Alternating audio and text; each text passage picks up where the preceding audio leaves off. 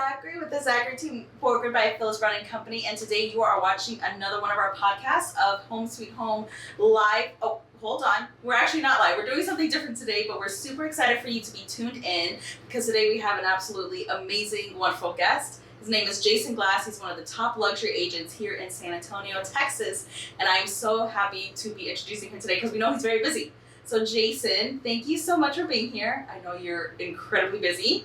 And introduce yourself to the world and say hi to YouTube. Absolutely. Well, Christina, it's my pleasure to be here. I was really excited when y'all invited me to be on this because I am really interested in podcasts and this technology, and so I'm really excited to be here. I have now been doing this for 21 years. Okay. Before that, I was an attorney and a marketing executive. I grew up in Dallas, but now I've lived in San Antonio longer than I ever lived in Dallas, and so I consider this my home. That's right. Love it. Okay, so let's start from the very beginning. You grew up in Dallas. What made you decide to come to San Antonio? And tell us a little bit about the lawyer background as well. Yeah. So once I graduated high school, my mother and her husband decided they wanted out of Dallas. Yeah. They wanted to go to the Texas Hill Country. Do you know why?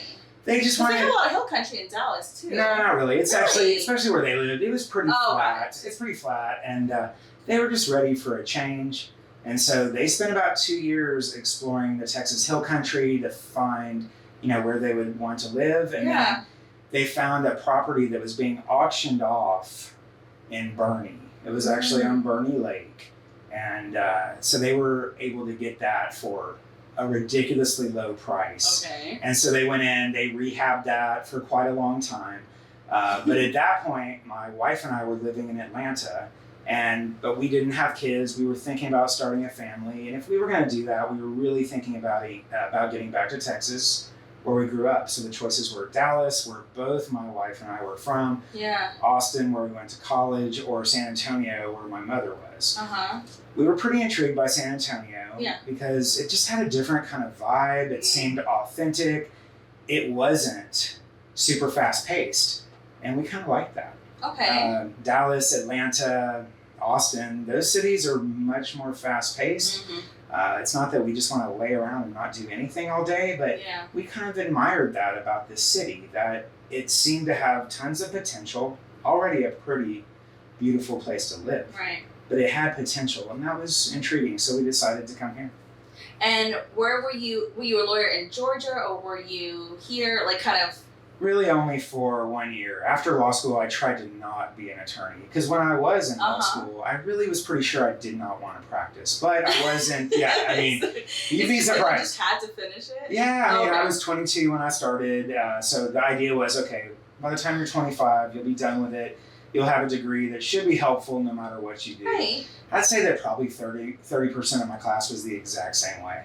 Okay. And so I wanted to be maybe a sports agent or a sports executive, working for a team or a league or something like that. I ended up, after law school, getting a master's in a sports management master's program at Ohio University, which was great. They had a pipeline to Turner Broadcasting Company in Atlanta. So I got a job there, and my first job there was working as a public relations executive for World Championship Wrestling. Which That's exciting. It was the best sales training I ever had, because it was kind of scary. I would have to tell enormous men who were definitely on steroids and who made millions of dollars a year and were on national television every week. I had to try to tell them what to do. So if I just said... Big egos. Huge egos. Okay, so Hulk Hogan, I need for you to please do this radio spot in Cleveland to promote our event there. Brother, I don't do Cleveland. Okay, brother? But I've got to get him to do this. So what's... The art of convincing. How do I do it? I figured out, Hulk, there's a Make-A-Wish child that really wants to meet you, and they're able to come to the Cleveland show. And he would say, why didn't you just say so, brother? I'm there, I'll do it. So you had to figure out, what they would respond to.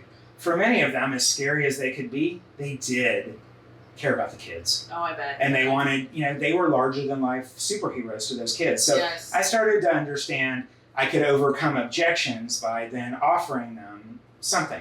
Sometimes it was, maybe someone that wasn't as famous, that they would get on the cover of a magazine, or they would get to do something that they had never done before. And of course, that was very easy. They'd be really thrilled. Yeah. So this was a 2-year job for me. And yeah, it was a big burnout job. We ended up getting sold to our competition, that was Vince McMahon's WWE. Yeah. And so everybody lost their jobs. There was a legal job open at CNN, which was part of the Turner family. And so that's what I did for about 1.5 years. I reviewed all of their advertising, marketing, and promotions to make sure we weren't ripping off the elderly, specifically in Florida. Things like that. I'd review their television ads to make sure they weren't using someone's image without their permission. Things like that. Yeah. It was pretty interesting for the first year, but then the second year, it was the exact same stuff. Literally, we're just going to do this again. And I started to become pretty bored by that. Yeah. I wanted to be the marketing person. So instead of being the legal handcuffs, that, the legal cop, I would start saying, why are you using that color? Why are you doing this or that? And, after a while, the marketing executives that were my clients, they would say, why do you care? You're the attorney. You just tell us if it's legal or not. Why do you care about the way it looks? I realized I wasn't going to make it too much longer. Yeah. By then, my mother and husband, they had done some very successful home flipping in the San Antonio area. They very much convinced my wife and I that if we would move here, then we could kind of jump into that with them. They would show us how to do it. And so, we came and we started doing some of that home flipping. I got my real estate license strictly to sell our flips, not to work with any other clients. I'd say by about the second or maybe third project, we realized maybe I wasn't bringing that much to the table. Like with the design, with the remodel itself. So it was like, okay, what's Jason going to do? Well, growing up, my mom was a realtor and a designer, and my father was a real estate attorney. So I had these backgrounds. And since I did go to law school, it was always like, well, do I really want to just go be a realtor? It seems beneath my education level and all of this stuff. I resisted it. Well, once we kind of figured out that I needed to do something else, I needed to try, I walked into the Phyllis Browning Company office. I met the office manager at that point. I met Phyllis herself. And it was like, wow, this seems great. But maybe it's too good to be true, but let me at least try it. I'd say within 10 days, I was so excited and felt like this is what I should have been doing my whole life. Yeah. However, if I had been doing it my whole life, I probably wouldn't have made it. Yeah. I needed those experiences to help bring me there. And so what year did you guys you and your wife come from Georgia to San Antonio? That was 2002. And then in 2003, I got my real estate license. All right. So tell us about your first couple years. You said that first 10 days, you were super excited to be in real estate. And you're like, oh, wow, I should have been doing this a long time ago, which Gabriel and I feel the same way. Like, man, if I started this when I was 18. Right. But unfortunately, you see, most people, if they're starting with their 18, it's not going to work for them. They might do a few, that's more of like for their own. It's a tough business. Thing. It is tough. And I think that you need a little emotional maturity, a little experience, and perhaps in different fields. And working with different types of personalities. Different types. I agree with that 100%. So what areas did you kind of start with? Was it because I know Gabriel and I were 4 years into the business, so this is what we know, but we don't know what the market was like or what any real estate was like in 2002. So how was it being an agent in 2022 or 2002? Well, the average sales price was, I think around $180,000 at the time. The luxury market barely existed. There were, I believe, less than 50 home sales above $1 million in the early 2000s. Yeah. It basically didn't exist. But I really did have an idea that I probably wouldn't make it if I was going to be a complete generalist. And what I mean by that is doing everything in every price range everywhere. I knew that might be some good education, but I was just worried that it wouldn't be a lasting strategy for me. So from the start, I did go into the luxury business realizing that there aren't many to sell. But the aha moment for me was when I did the research and I looked at what agents actually sold $1 million homes, there were like 3 of them consistently. Phyllis was one of them. Yeah. My agent, Deborah Janes, was another one of them. And then there was one other. And you know what I thought? I just thought, well, maybe I can bring something different to the table with the law background, with, you know, just being a little bit newer to the scene. Maybe people want a different alternative. Yeah. I wasn't 100% sure if this would work, but I thought this is the way. And I didn't turn my nose up at other opportunities. Right. So I did constant opportunity time. Okay. I wanted to learn. Okay. Like the way that I really appreciate that you guys, I think, have reached out to some of the agents that have been doing this for a long time. That's what I wanted to do. And the more I asked of my agents that were at Phyllis Browning that had been there for a while, the more I asked, the more they helped me. It was such an eye-opener. I couldn't believe how helpful these people were. Yeah. I remember I was in the Broadway office, and the agents that worked around there, they didn't really refer to houses by their addresses. They didn't say, oh yeah, how much is 123 Jones Street? They would say, how much is the Chandler house? And I wouldn't know who that was. I wouldn't understand. And then I would finally figure out by asking that the Chandlers had lived in the house for 30 years, but hadn't lived there in 20 years. Okay. But in that neighborhood, it was like people knew who those people were. Yeah. Very relationship based. I commented this to this really, really nice agent named Robert Marshall. And he just said, Jason, you have a couple of hours? And I said, sure. He goes, well, get in my car. We're going to drive around the Alamo Heights area. And I'm going to start, pointing out, like, why is the Chandler house called the Chandler house? Who are these people? Why are they significant? Yeah. Very, very helpful, very friendly.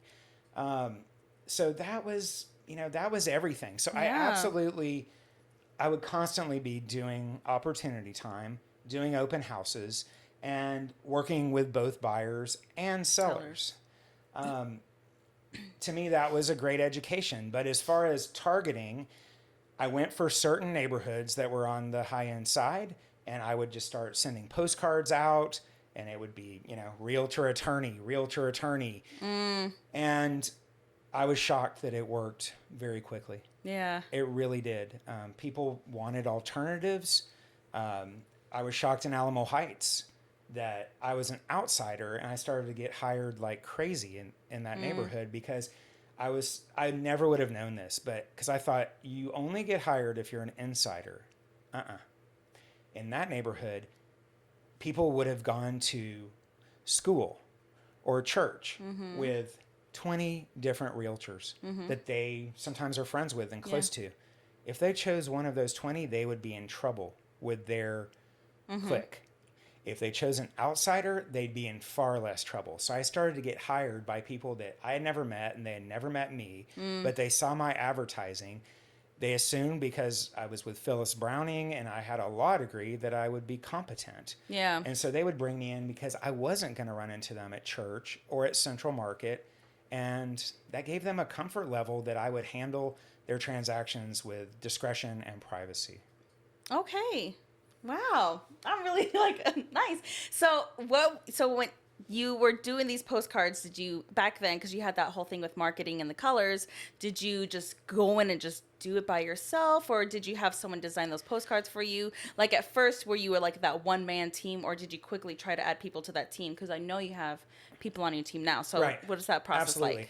So at that point, the Phyllis Browning Company marketing department, they pretty much had to design everything. Like you didn't really have the option to do it yourself. So they would design it. I may have given some input or feedback because I really did care about what it looked like and that type of thing. I had an idea of what that image should be. And, I would try to have a specific message for whatever neighborhood it was going out to. For about the first year, it was just myself. Okay. I didn't have anyone that was helping me do the books or the paperwork or anything like that. After about a year and things were going well, I really decided, okay, I can still keep up with this stuff, but I thought it would be a good investment to hire somebody. And I did hire somebody that did live in Alamo Heights who was extremely well known in that community. And I think that was good because she was very helpful and excellent. And then I did get to meet more people, and I'm sure we got a few more clients because of her. Yeah. Okay, so she did the job well, but she also had contacts that we could tap into as well. So that lasted, I want to say, for about a year. She had like an embroidery company and things like that, and had a child. So at that point, we were still on great terms, but she decided she wanted to take a step back. Okay. I got a recommendation for another person who, she was a politician's daughter, and her family was extremely well known, and I knew she was a graduate of Yale University. So she seemed like an impressive young woman. So we met, and I really liked her. She was kind of quiet. She wasn't showy or flashy or anything like that. I'm like, great. I'm flashy. Okay. Yeah. I'm the loud one. She'll be the quiet one. Really liked her.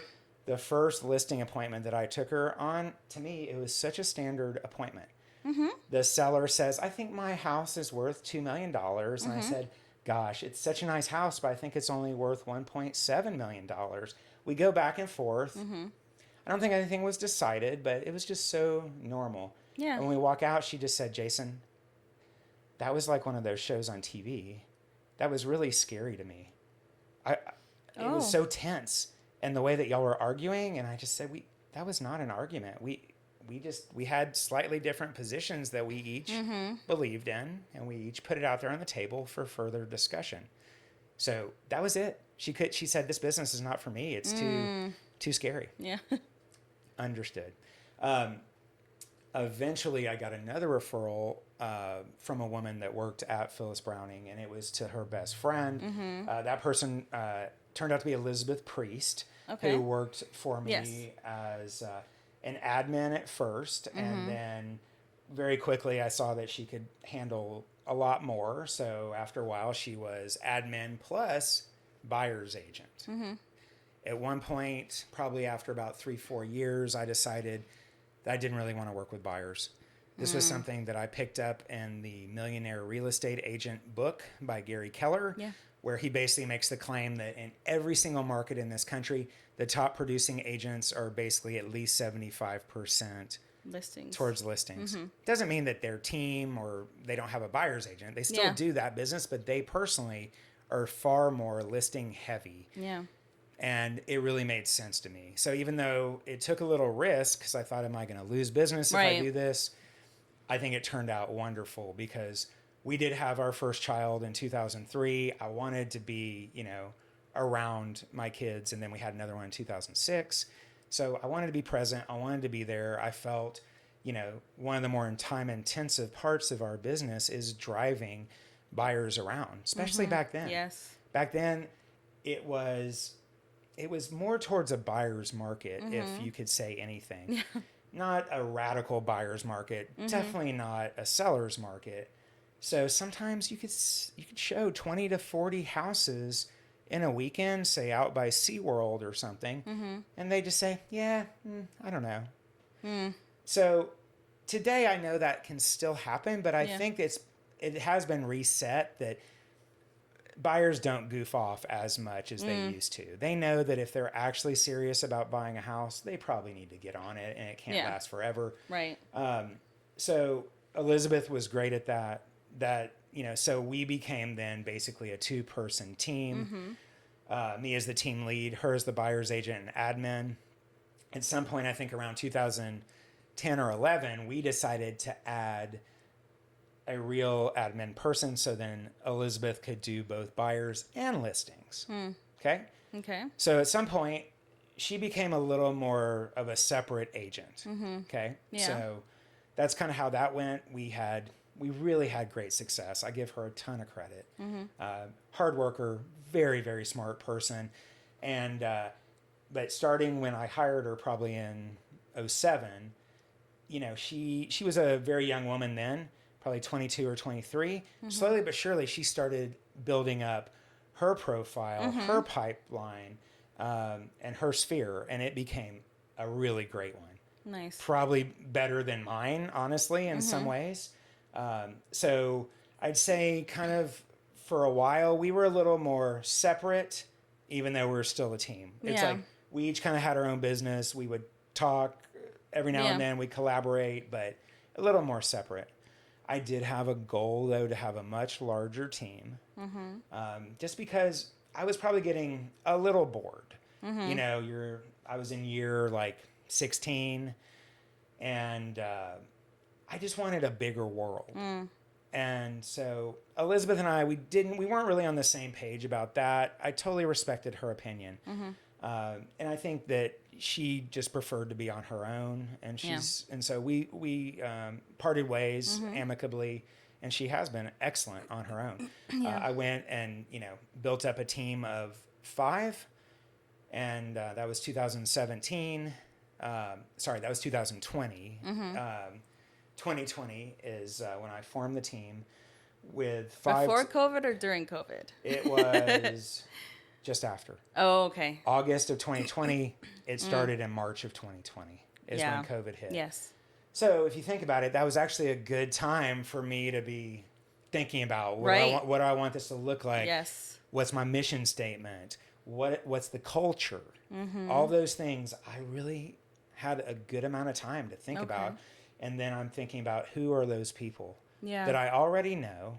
And I had already met Kim Sweeney, and I just thought she was a superstar, and, asking her to be on the team and her accepting was like, wow, this is great. This is amazing. And then there was another young woman who had been the manager for Tesla here when it was only on I-10. Yeah. And she's like 26 years old. And sure, she looked 26 years old, but she acted like she was 56 years old. And I love that about her. I'm like, this woman is incredibly mature. So it was like, I knew she wanted to be an agent. She had already got her license. She had already been hired by Phyllis Browning. Yeah. But our manager at the time suggested maybe you find a team. And she didn't even know that Elizabeth and I had split up our business. And so she came to me and she just said, hey, I really admire Elizabeth Priest, and I haven't met her ever, but I would love for my career to maybe follow her career. So I was like, great, but we're not together anymore. Is that? And she's like, okay. And I said, I've got the agents that I need. Would you be open to doing essentially a 2-year apprenticeship where you are going to be the admin for this team? Yeah. You're going to learn everything about this business. I do believe you'll still get to do some real estate transactions where you'll get paid as a realtor, but generally you're going to be admin. You're going to have a salary. Right. So, you don't have to freak out about no sales and stuff like that. So she agreed. That was Lauren Lampel, and she's just been an awesome delight. So after 2 years, we went through with our agreement. She replaced herself, and now she's an awesome agent on our team. Slowly but surely, I started to learn about different people that I had either known from the past. For example, there's a great guy on our team named Bennett Kennedy. I knew Bennett because our kids as infants were in the same play group together. But we used to live way north, almost in Bernie, where he lives. I really hadn't seen him for years. While I was thinking about what agents do I want in this team, he called and said, after COVID, I started to think about doing something different with my life. And do you think real estate would be a good career for me? And I just said, yes, but I want you to come work for me. Because even though he didn't have his license yet, I just knew he was going to be great at it. I think that you don't need a lot of experience to be good. It can help. But to me, life experience, dealing with different people. Relationship skills, being able to talk to people. Rapport. Yeah.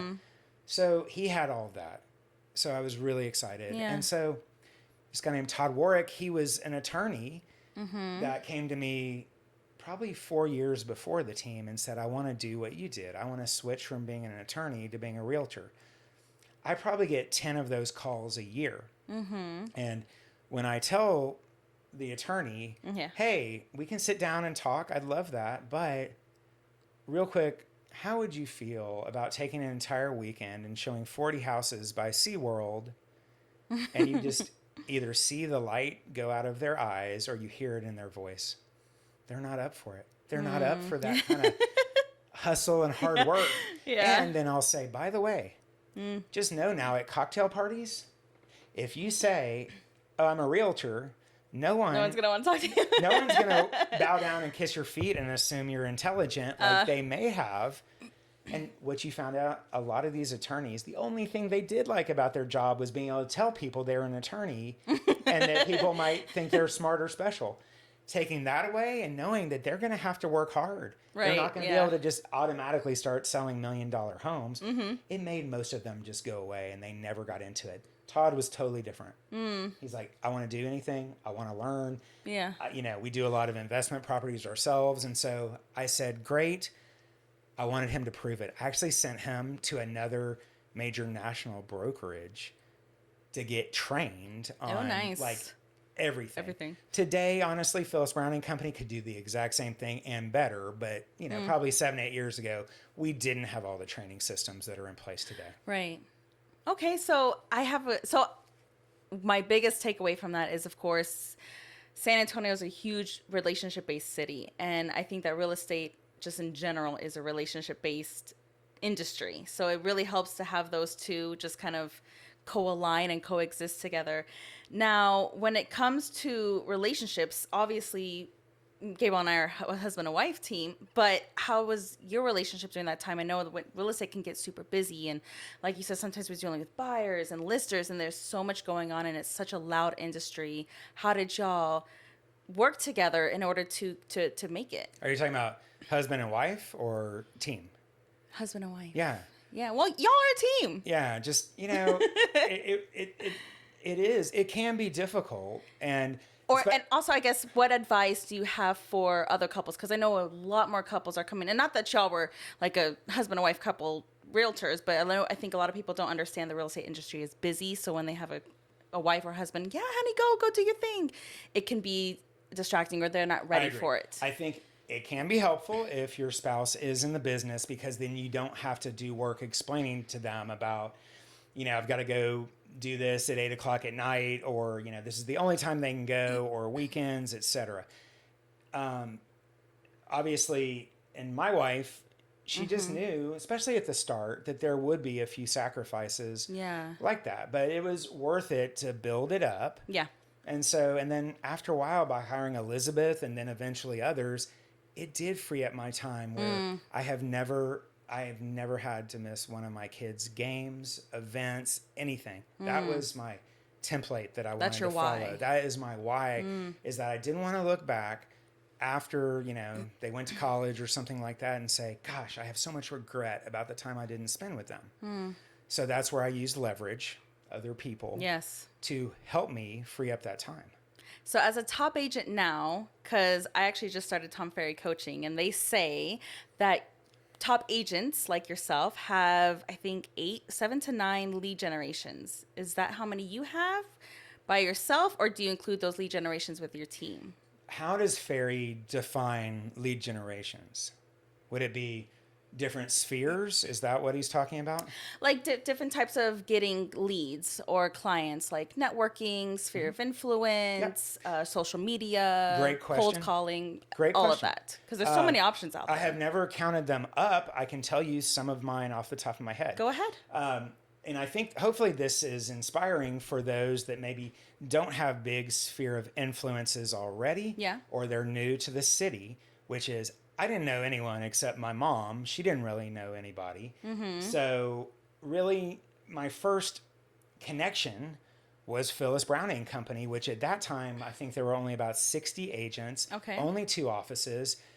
Everybody kind of knew everybody. I was, I think, the second or third youngest agent out of those 60 at the time. Wow. So it skewed a little older. And I found those agents to be helpful. So think about this as a sphere that nobody would think about. I'd get a call from an older agent that had been doing this already 20 years. And they're at a different stage of their career. And I had just met them. I had been friendly and professional with them. I introduced myself to them, which they weren't even used to. Yeah. And it would be like, oh, hey, Jason, this is Jennifer. I sold my clients a house in the Dominion 5 years ago, and they want to sell. I live in Alamo Heights. I don't want to go out there. Can I just give it to you and give me a referral? Oh, okay. 20% referral, and this was a $1.2 million house that I sold and then leveraged it into other sales. Yeah. So I do tell newer agents, especially at our firm, Yeah. I'm not ever guaranteeing anything like that will happen. But would it ever hurt to go meet the agents that have been doing it the longest and that have a long track record of success to say, hey, if I can ever help you out, I just want to introduce myself, because today the company is much bigger and there's many more newcomers. And sometimes I think there's a little bit of split between the older agents, those of us that have been doing it a long time, and the newer agents. Yeah. So I tell those newer agents, it's on you to introduce yourself, to say hello. And I still believe in that. Yeah. That, that can lead to things down the road, because some of these agents, their why is definitely not money. Their why may be taking care of people. Their why may be that they want to enjoy, their last 3 to 4 decades in life, whatever that is. And so to them, it's worth it to give up, 75% of the money if someone else will just do it for them. Yeah. And they know they're well taken care of. Yeah. What advice do you have for newer agents? So like, let's say you are 23 right now and you were like, hey, I want to be an agent. You are yourself, but let's rewind back 23, but you're a 23-year-old agent in 2024. What would you do? I know you said leverage, so I think you would go to, the veteran agents, but what else would you do right now as a new agent? Sure.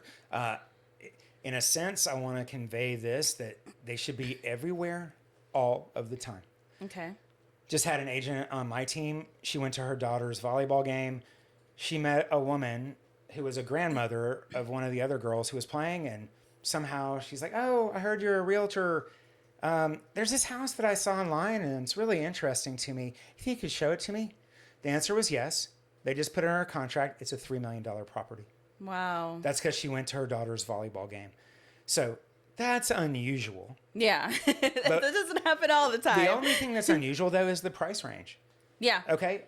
But if you go to events, if you're out, if you become known, if you strike up conversations, if you're more of an introvert, I would say... I was about to add that, Yeah, if you're more an introvert, and some of the best agents I know, by the way, are introverts. I'm not, but many are, and I feel that the only challenge for them is to, appropriately, break out of the shell. And I understand that being an introvert does not mean that you're not a people person. Oh, no, yeah. It just means that maybe your energy gets more depleted in, bigger rooms and things like that. I do have situations like that too, so I can understand it. Yeah. But getting over it by realizing, okay, this is part of the job. It's part of the work. And sometimes in work, we have to do things we don't love. Yeah. Okay, so even for people, but I find highly analytic people that aren't big talkers, they can be really good at this job.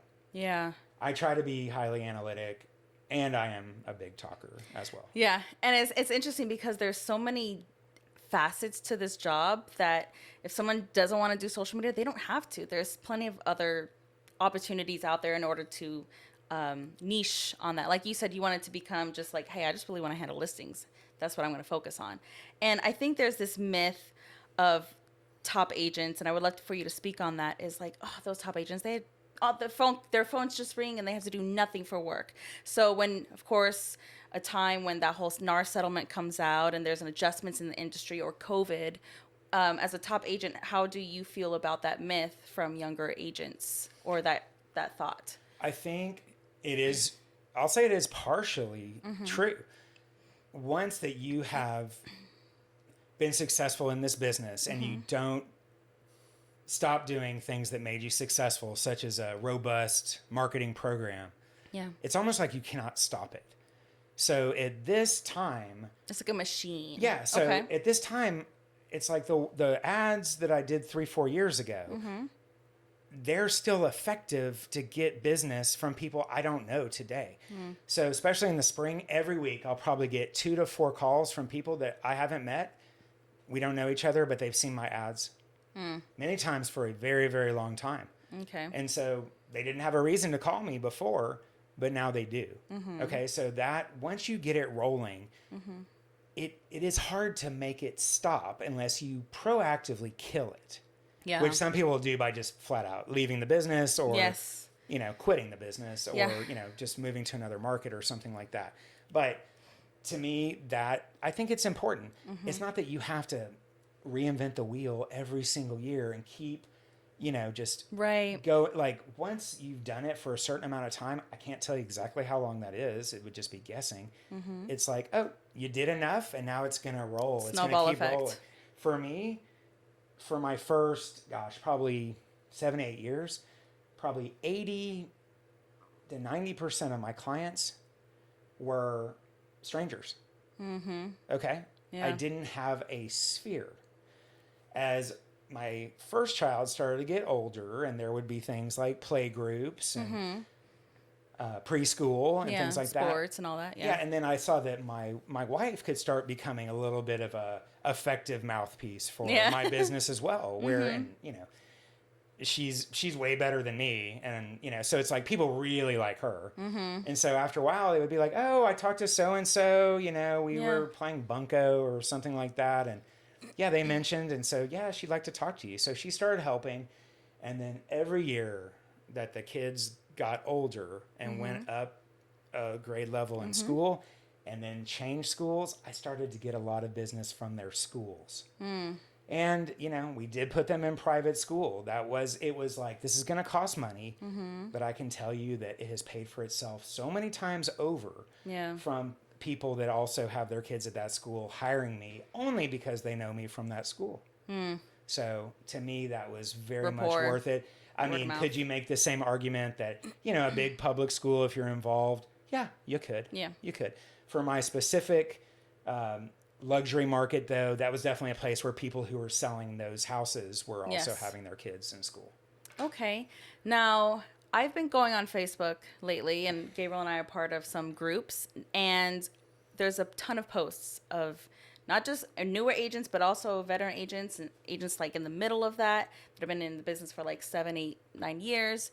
A lot of people are struggling right now because of a whole bunch of reasons, right? What advice would you give to them while they're currently struggling? It would be, how do you add specific value? I do think with the NAR settlement, there may be a reimagining of commissions. Now, we know there has never been a standard set commission. There never has been. It was always able to be negotiated. However, I would say that it was a little bit of a strange business in that newcomers and people that maybe weren't good at the job often would charge the same thing that I was charging and that other top producers were charging. You wouldn't see that in the legal field. You wouldn't see it in medicine. You wouldn't see it in accounting. Okay. You would see those that had been in it the longest and were the most successful charged more than beginners. So I would say for some, it needs to be looked at about, okay, if I want to get in the door, do I need to, make my commission a little bit less? I am not afraid of this for anybody because I believe in fairness. So I believe what I charge is fair. And I believe everybody has that fair spot, and it shouldn't necessarily be the same for everybody what that spot is. Okay. For some people, 4.5 would be incredibly fair. Others, it's 6. Others, it could be even more. But, I think that really figuring out what's your value. And, frankly, with the interest rates, where everybody got used to 2.5 to 3.5, and then, they've been mid 6s for a while, and they were even higher last year.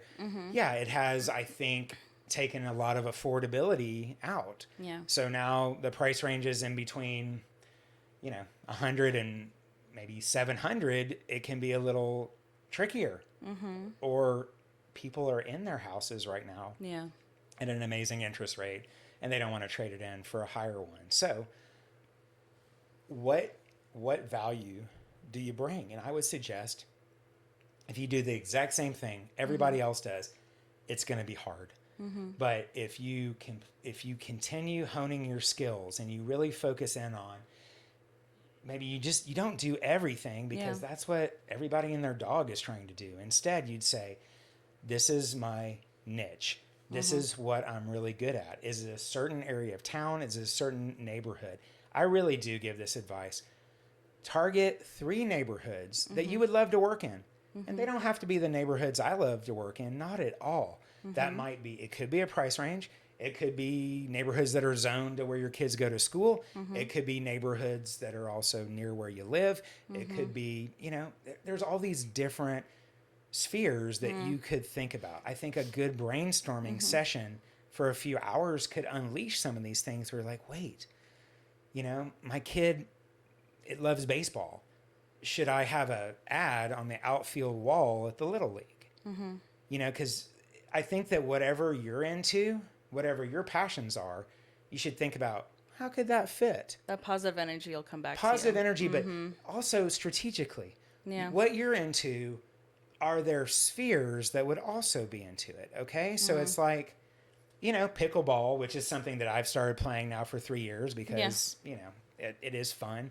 It's social. Guess what? It's a pretty high-end group generally. Yeah. And so I've gotten clients from pickleball, which it's not the reason I do it, but it's something I love. And once you do it for a while, you start to get to know people. And, you don't have to wear a name tag and say, look, I'm a realtor. After a while, it naturally happens. So I guarantee you, everybody has their things, where it's physical, mental. You could be in a chess club. There's all these different cooking classes. But realtors that are, either struggling or they're just getting started, they need to be really out there, really prolific, signing up for everything, and not necessarily things that cost money. There's plenty of things that don't cost money or they don't cost much. Yeah. You got pets, take them to the dog park. Yeah. When these type of, this is a little more, make sure we have time. Are we good on time? Yes, you're good right now. Okay. Got about 10 more minutes, I think. Okay. Yeah. So, I got a big part of my career I got going because there was this restaurant bar that was outside of the Dominion neighborhood. Okay. So Thursday nights were a huge deal. This was called the Grill at Leon Springs. And it was fun. And since we were kind of new, it was always fun to meet new people. Yeah. I never thought of it as, okay, I'm going to go in there and strategically start talking about real estate so somebody will hire me. Not at all. Yeah. I just thought, I'm going to be here. I'm going to It's have like commission fun. breath, I love that. Yeah. Great term. Okay. And I think that's huge. It's to me, the soft sell is so much more impactful than It is. that desperation. Do this, trying to bully them. So, but this one night, my wife and I were in the bar area, and this attractive young woman walks past us, and she just kind of waves at me and says, "Hi, Jason." And my wife looks at me, "Who's that?" And I just said, I truthfully have no idea. I am not lying to you. I have no clue who that is. So she comes back from the bathroom. She walks past her table. She goes and sits with this other woman. I see them starting to whisper to each other. They start laughing. They both come over. And they're like, "This was so weird," but she goes, "I thought you were her husband, who is my boss." She was a nanny for this couple in the Dominion. Oh. And the guy's name was Jason. Oh. And the wife was like, "Yeah, you do look like my husband." And so we all sit down. Yeah. And, we had a nice old time, exchanged numbers. Within a few months, that couple splits, and they want someone to sell their house in the Dominion. So I did that, and then I actually helped sell them, get them into their next purchase. Yeah. And then, unfortunately, they had quite a few friends who went down the same path, and I sold their houses too. Being at that bar that one night, I can't even tell you how many tens of millions in business it ended up giving me. Wow. This is not a advice to go be a barfly all the time. Yeah. But just put yourself strategically, out there. selectively, there's a woman at our company who she does want to work in the Dominion. And so I told her the story I just told you. And I said, and she goes, "Well, I don't want to go by myself and everything." And I said, "Look, there's some nice places that are, right across the highway. And, if you go there, just have a drink at happy hour. It's not going to be weird or sleazy. I promise you." She did it. She got a client immediately from it. Wow. She told me. So she was like, "Thank you so much." all of these things are just being out there. Yes. So whatever that means to you, I really think it's important, especially right now. Okay. Wow. Perfect. This is amazing. So I have one more question, and because I think of other questions, I'm like, oh, he just answered that. Oh, you just answered that. So I want to know your future. Like, you're very successful right now. Do you have any new plans coming? Where do you see yourself in the next 5 years and 10 years? And do you plan on growing your team, or do you plan on expanding? What's your plan for the next few years? Yeah, thank you very much for that. I'm very excited about it. I am throwing more of my energy today into the team than just my personal business. Okay. That's giving me incredible satisfaction because they're all thriving. And, truthfully, they've never let me down. They've all exceeded my very high expectations. So they give me a lot of delight. So I want to keep pouring into them, my knowledge, opportunities. Since I don't work with buyers, they get all of my buyer leads and they handle them beautifully. I do have one agent on the team, Annalise Vasquez. She's in our Austin office. So I want to continue to help her grow her presence in Austin. I do have some ideas that I might get agents in our other major Texas cities. I'm going to talk to a woman in Houston this weekend who I've known for quite a long time. Of course, I'll need to convince her that, why would you go with a San Antonio-based brokerage when you're in Houston? Yeah. I have some things I think can be helpful. And then since I grew up in Dallas, I thought, well, why don't I try to do that as well? Add someone there. And then I think eventually it would, the team doesn't get massive, but it gets a little bit bigger. And maybe we have them in 4 cities in our state and just kind of see how that goes. I think my last kid at home will be in college next year. And I definitely want to be able to travel, visit them. So, there's probably a little bit less of me just really grinding out my own business and letting the team, probably do a little bit more, and they're more than capable of handling it. Of course, I'm still going to be around. I'm always there to answer questions for any of their clients, any of my teammates' questions. I really enjoy that. I enjoy being helpful, probably even more than selling. Now, have you ever thought about, with your kind of attorney background as well, have you ever thought of diversifying and going into commercial real estate? It's a really interesting question. It's something that I have thought about, and I've wondered if I didn't handle it well. I tend to be a person that when I see something work, I just want to stay in that lane. Okay. I don't want to deviate. And so I felt like I got something good going with high-end listings in certain parts of the San Antonio area, and I kept that incredibly narrow focused. So farm and ranch, commercial, investment, forget it. I always referred those out, but now I have people on the team who do it as well.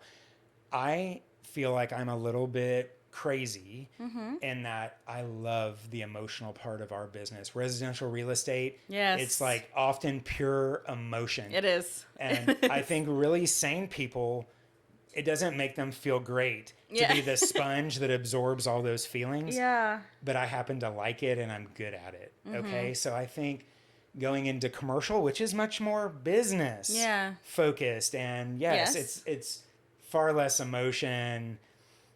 It just has never interested me. I want to get in there and say, not only are we going to sell your house for this amazing price, but you are going to be so okay afterwards. You're going to feel great. This is a new start on life.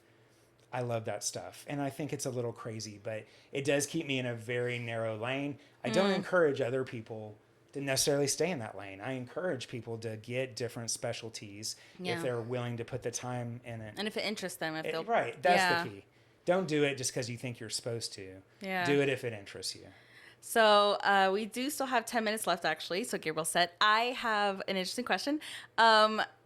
Of course, in real estate, there's never really a transaction where it's just the smoothest, because things pop up on the buyer side and the seller side sometimes. So what is the biggest horror story that you have, and what did you learn from it? You don't have to name names. We never do. All right, Christina, there's quite a few really interesting ones. But what, or like one of the most impactful, or like it's just... Well, I can just tell you that we learned very early on that the luxury listings attract frauds.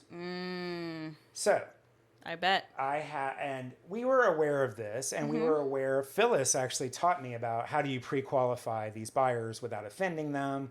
And I thought, I just thought she freed me up to feel like if I ask in the right way and they don't want to do it, they're not for real anyway. You don't need to worry about that. If they throw a tantrum about being asked to show that they've got it, they're not for real, because these people understand that proving that they have it is part of the process.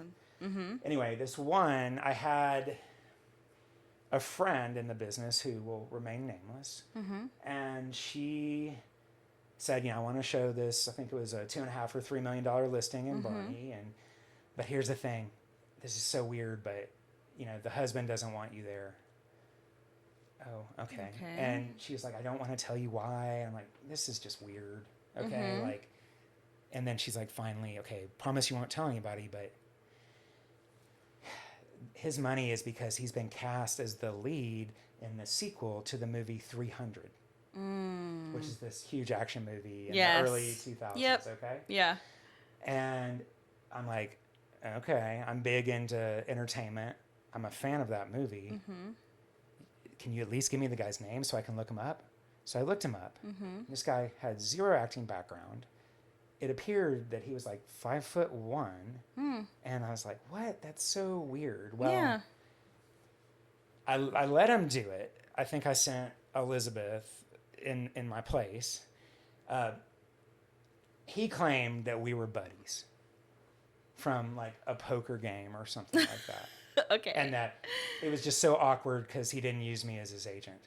So this wasn't true. Yeah. But I was just kind of like, all right, let's roll with it. Well, Elizabeth did a lot more digging, and while she was there, kind of figured out the guy was like a total fraud. And he ended up stealing an Escalade from a Cadillac dealer here because he had tricked them as well. Oh my gosh. And there was like a hot pursuit. He totaled it. He went to jail for years for fraud.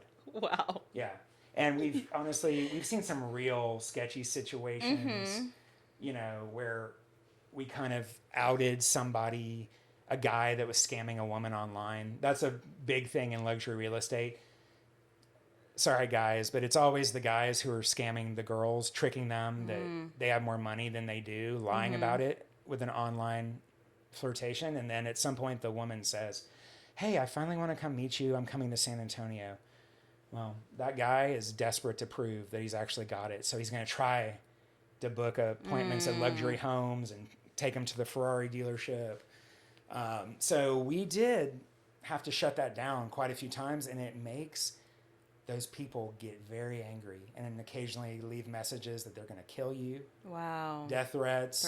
Yeah. Haven't had that in a very long time, thankfully. But yeah, I'd say that was it. Just this weirdness of why are we here? What are we doing? So we've gotten a really good handle on preventing the frauds from even showing up today. But in the past, that was it. Yeah, I even think just female realtors, their safety is super important today, and I'm glad. Have you guys had any? I know that y'all see, or have you heard of any stories of that with female realtors, and how would you, like as a male realtor, do y'all deal with that by chance? First of all, for women, it's a 100% certainty that they must be overly cautious. Yeah. Not saying appropriately cautious, overly. No risks, no chances. You've got Gabriel, there's just no reason, if you had any fear whatsoever, that you should take the appointment. There's ways such as having the person meet you at the office and saying, our office requires driver's license. The sketchy bad buyers, they're going to take the path of least resistance. And I'm sure, especially with lying and other things, they can get some realtors very excited that there might be a huge commission at the end of this, and that might make them compromise what their rules are. Yeah. And my advice is just don't do it. Don't do it. And hey, I'd say men need to be smart too, because it's not always, going to be a sexual assault. No, it can just be a robbery. I mean, that has happened to men as well. Yeah. So, Better safe than sorry. yeah, always. Well, let's end on a positive note. Just kind of like, beat it down there. One more piece of just different advice for realtors or for buyers or sellers out there. What's something that has been on your minds lately? You're like, man, I really wish I talked about that more, said that more to people. Is there anything on your minds that you just want to kind of get out there to the YouTube world? Yeah, let me think real quick about that. You know, the most important thing, if you're going to be a successful realtor, is to be resilient. You could say to have thick skin. Yeah. I can just tell you that before I got into real estate, I didn't have that quality. I kind of knew I didn't, but I always thought, well, but I've got so many options. So if something doesn't go just perfectly, I can quit, start over, do something new. Well, when we moved here and then I got out of that home flipping deal, I felt like I didn't have the options anymore. And because of that, when something unpleasant or unexpected or disappointing happened, it just wasn't in my brain that I could quit. It wasn't. And that made all the difference. So it didn't hurt anymore. It didn't hurt. And, you know, everybody, if you're good at this business and you're in it a long time, you're going to have disappointment. Yeah. So in a way, that proves that you've been good at this. Yeah. If you're in it for a long time, guess what? Your clients' kids are going to get their real estate license and replace you.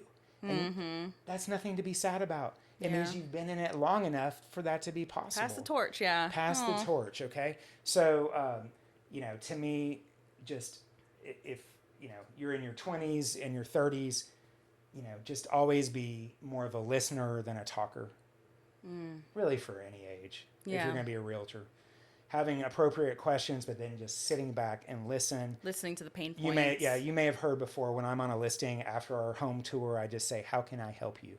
Yeah. Such a vague, broad question. It's a strong question. But I think it's strong because it gets them going down paths that they may have not considered. It allows you to just listen and note, you know, specific things that, you know, you've learned from that. Yeah. So asking broad-based questions where you just get them rolling. Get them talking. Yeah. I will say this in signing off. This is a business where the more honest and ethical you are, the better you will do. I know that may sound surprising for people's general consensus about the real estate industry. Maybe it's true. If it's true, that just means the more ethical and honest you are, the more you're going to stand out. Yeah. I don't think there's any, and never lie. The best answer to a question that you don't know is, I don't know, but I'll find out. I'll find out for you. So many newbies, it's so scary. It makes them feel so insecure and scared to get a question that they don't know the answer to, that they lie or they'll guess. I don't know the answer to many, many things to this day. And it's impossible to know everything. Yeah. Because it's always a changing industry too. Yeah. So I don't know, but I'll find out. And then you find out and you follow up. That is gold. Yeah. That's your big win right there. People love that. Yeah. Okay. Well, thank you so much, Jason. Couple more things. Our next guest for our podcast in May, his name is Lewis. He's actually our accountant, and he's amazing. Leave us a question to ask him for the next podcast. If it's in his wheelhouse, I would, ask him, what legal status corporations he knows about to save realtors taxes. Oh. Is it an S corp? And he may just say, the thing is, I would think so to me, that could be a business attorney that needs to do that, but I'd be shocked if Lewis hadn't encountered these issues. Yeah. Okay, good question. And we are so happy to have you on our podcast. Before we do the outro, I want to give you something. So every single podcast that we have, I give our guests a gift. Like we were talking about earlier, I'm a yellow, fun personality. I love all things creative. So there's a few paintings in and around our office that I've done. So I create a canvas specifically special for our clients. So I have one for you. That's so sweet. And here you go. I make it out of crayons or wax or melted wax. Oh, this is beautiful. And for you, I tried to put a lot of metallics in it. So pretty. So do whatever you like I love with it. Thank you. You're really talented. That's great. Thank you. Thank you. And thank you so much again for being on our podcast. We truly, truly appreciate it.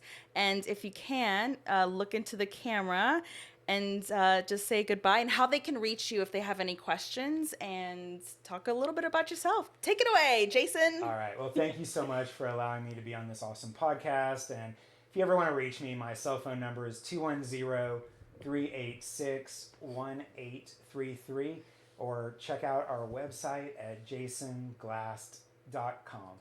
Thank y'all so much. Have a great day.